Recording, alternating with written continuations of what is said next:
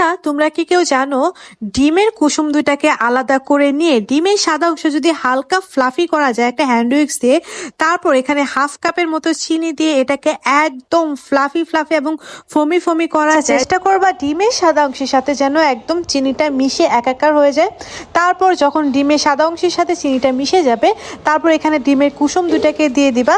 তারপর খুব ভালোভাবে মিশিয়ে নিবা। তারপর এখানে হাফ কাপের মতো ময়দা আর হাফ চা চামচের মতো বেকিং পাউডার খুব ভালোভাবে মিশিয়ে নিয়ে এটাকে একটা মোল্ডে তুলে নিবা এবং মোল্ডে ঢালার পর এটাকে খুব সুন্দরভাবে একটা কাঠি দিয়ে নাড়িয়ে দিবা যেন ভেতরে কোনো বাবলস ক্রিয়েট না হয়।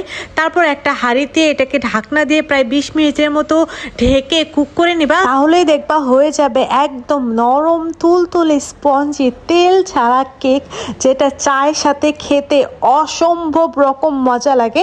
আর এই কেকটা দিয়ে কিন্তু তোমরা বার্থডে কেকও বানাইতে পারবা, দুর্দান্ত হয় খেতে। বাসায় অবশ্যই একবার হলেও আমার এই কেকটা ট্রাই করবে। আল্লাহ হাফেজ।